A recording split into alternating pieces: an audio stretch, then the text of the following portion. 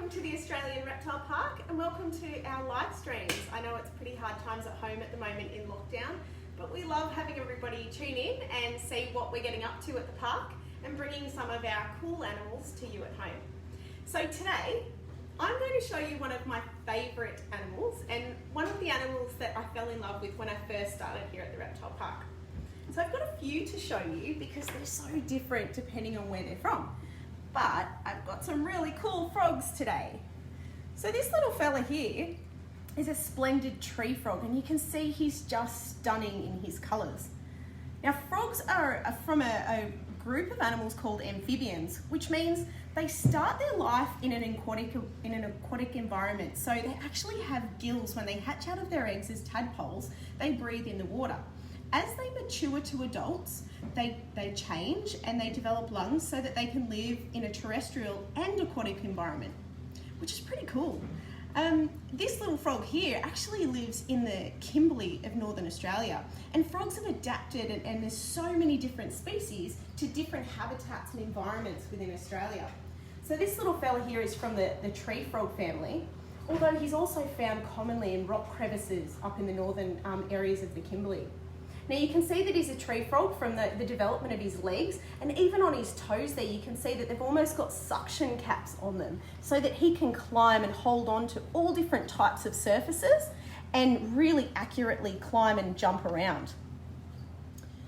Now frog species, like I said, have developed in all different types of habitats, and while this guy comes from a really warm, humid area in Northern Australia in the trees and the rock crevices, some frogs come from dry, arid areas in inland areas of Australia. There's one frog called the water-holding frog that actually lives in the arid parts of inland Western Australia.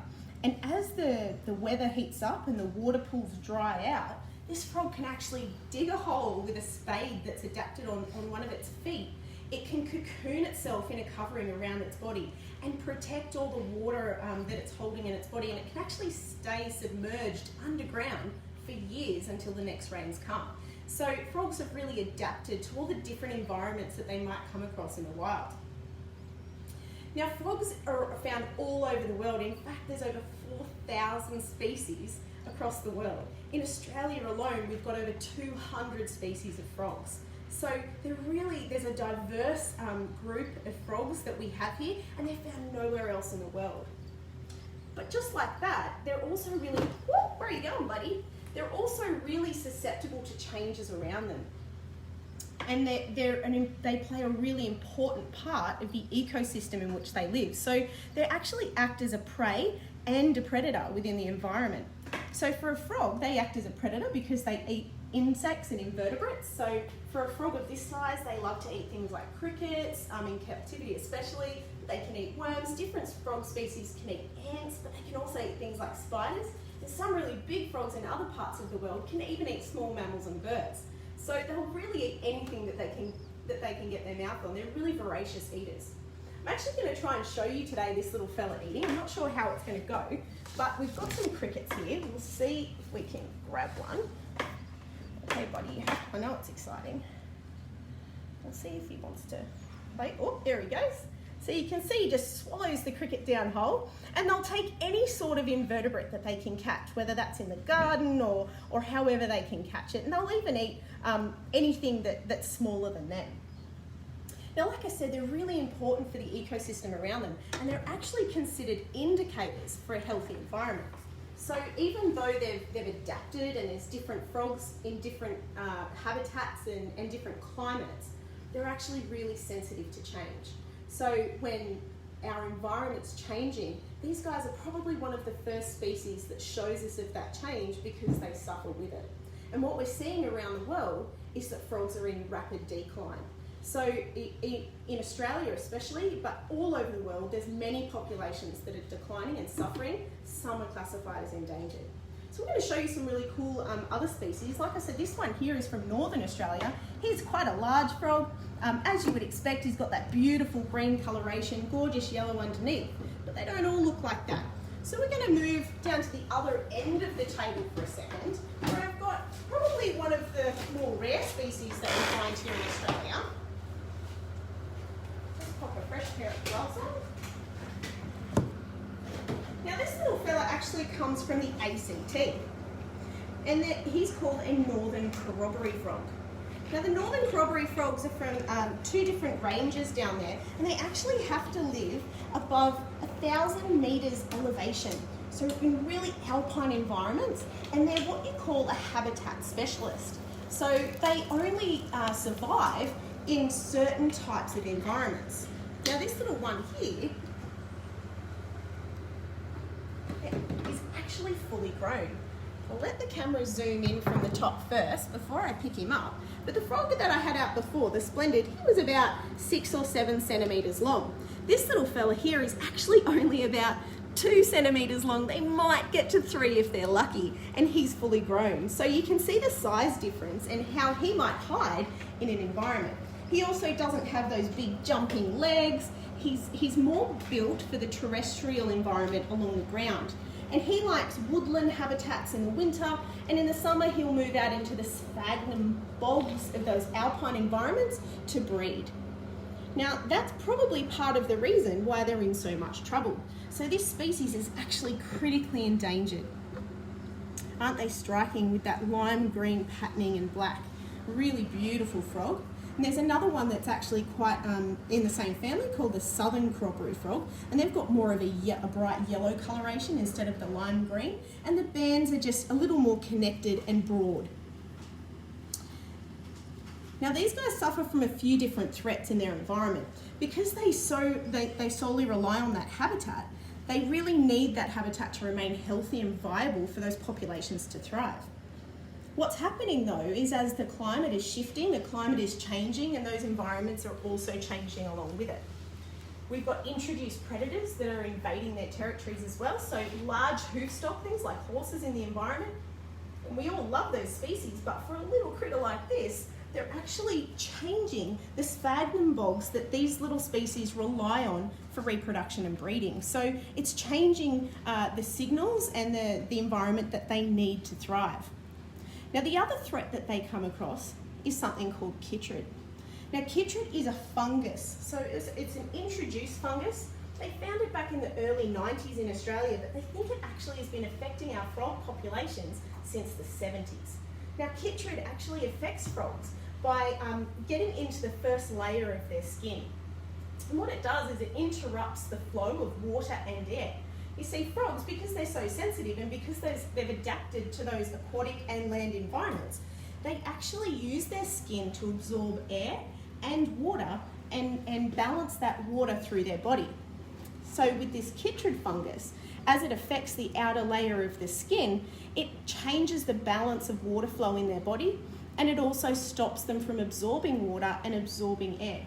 So it's wiping out frog populations around the world, but also here in Australia. And in fact, it was already linked to the 4 frog extinctions we've already had here.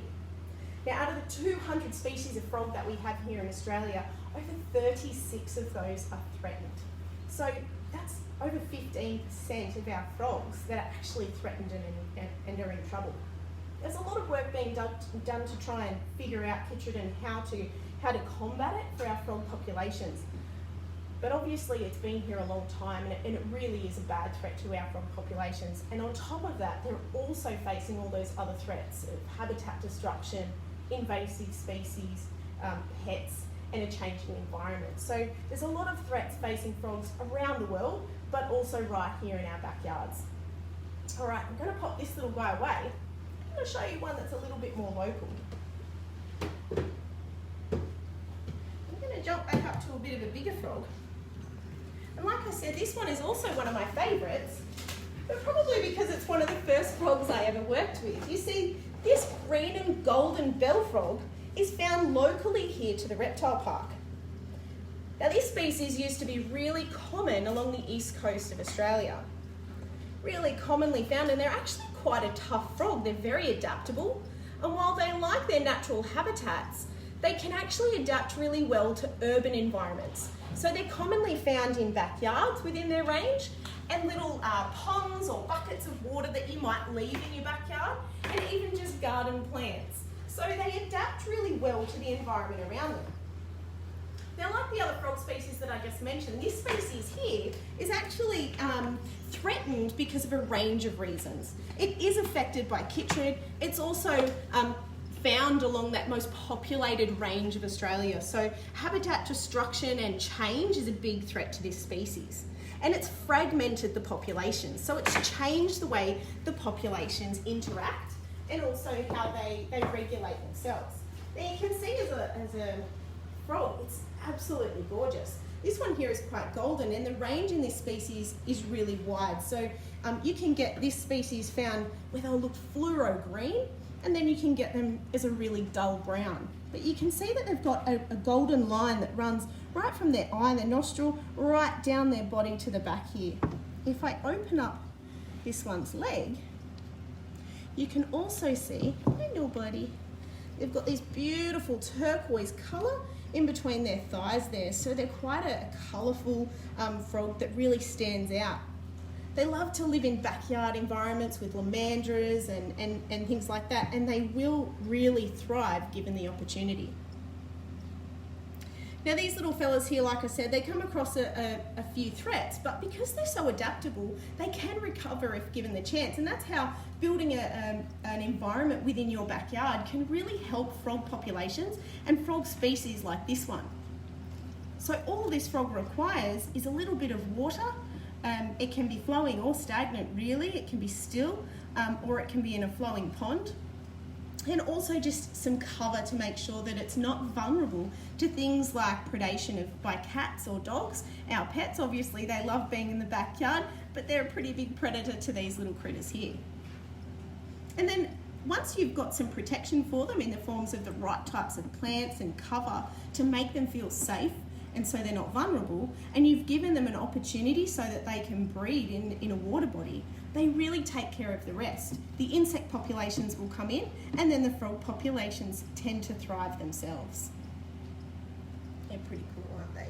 Now the females of these ones are actually the larger frogs. So they're a pretty robust frog themselves, but the females can get up to 10 centimetres long. So they're a really cool frog to look out for in the right areas, and certainly beautiful when you spot one. You got any other frogs for us today, Lizzie? Well, I've got one little critter that I wanted to show you. It actually wasn't a frog.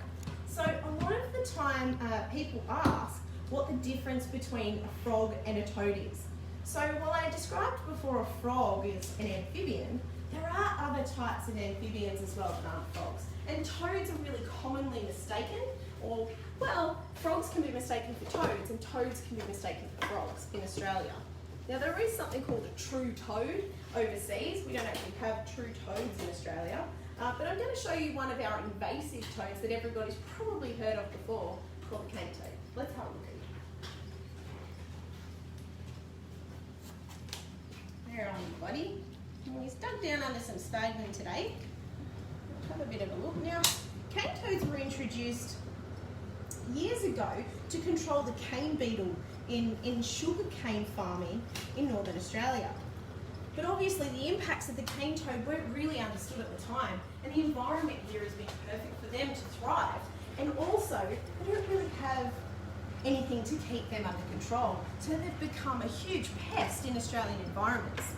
Now he's a big critter, this one, and as you can see, he's got that typical toad appearance. He looks really brown and warty. He's got that drier looking skin.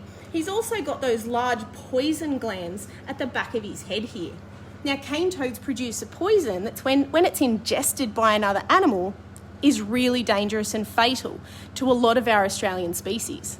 For our Australian animals, they really didn't adapt to deal with a species like the cane toad. So for our mammal species, things like quolls, reptiles like monitors, as soon as they eat this cane toad, it causes them death or significant illness.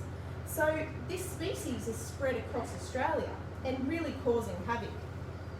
Our species are adapting over time and persisting in some areas, so that's a really good sign. But it being a true toad, you can see here that he's got quite short stumpy legs compared to the frog, and it's shorter than his head. He's also got that warty appearance, and there's a lot of differences that you can't see to the common eye as well. Now, like I said before, in Australia, we actually have a lot of frogs that are kind of look like toads. They live in a terrestrial environment on the ground, and so sometimes people can get confused. And overseas, you can actually have toads that look like frogs as well. So it's not as easy as one might first think. Regardless though, if you take away the cane toad in its pest status in Australia, if you considered it in its natural environment, it's actually a pretty cool animal.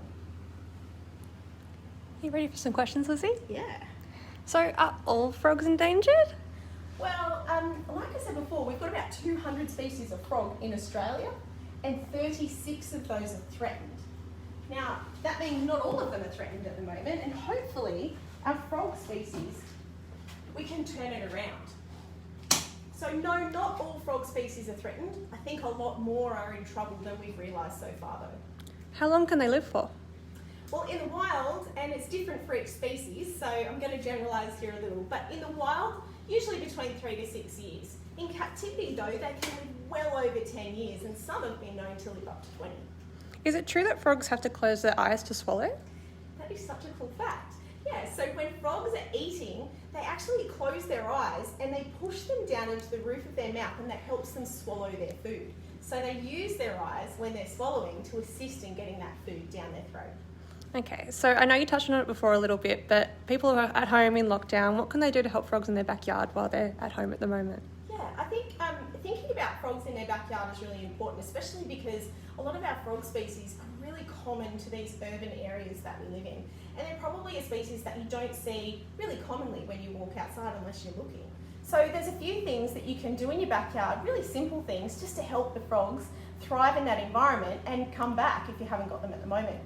First of all, obviously chemicals, they don't love chemicals. So if you can reduce any chemical use in the backyard, things like herbicides and pesticides in the garden, that will assist the frogs. Any sorts of chemicals, they absorb through their skins, just like they would with water. So try and reduce any chemical use that you're going to do in the garden. Other things you can do is just to have a little water body in the garden. It can be quite shallow, it can be flowing, or it can just be a nice little pond there, and try and introduce some plants around it so that they've got some protection from predation, things like birds that might come in, but also cats and dogs that might be around. If they can get under some plants and hide, then they'll feel a lot safer. And then within the water, if the frogs are going to breed, try and keep that water quality low in chlorine, try and just keep it quite stable, not too much change to it, and then try and provide some different rock levels to it. So tadpoles, while they're developing, will feed on the organic matter in the water, and then they'll come to the surface to warm up, and those different levels of UV and being able to sun themselves and then go down and get the organic matter, that will help in their development as well. So there's a few different things that you can do to bring frogs to your backyard. All right, Lizzie, that was awesome. Thanks so much for that today. No problem, thanks, and hopefully you can join us again next week for the live streams. Thanks so much.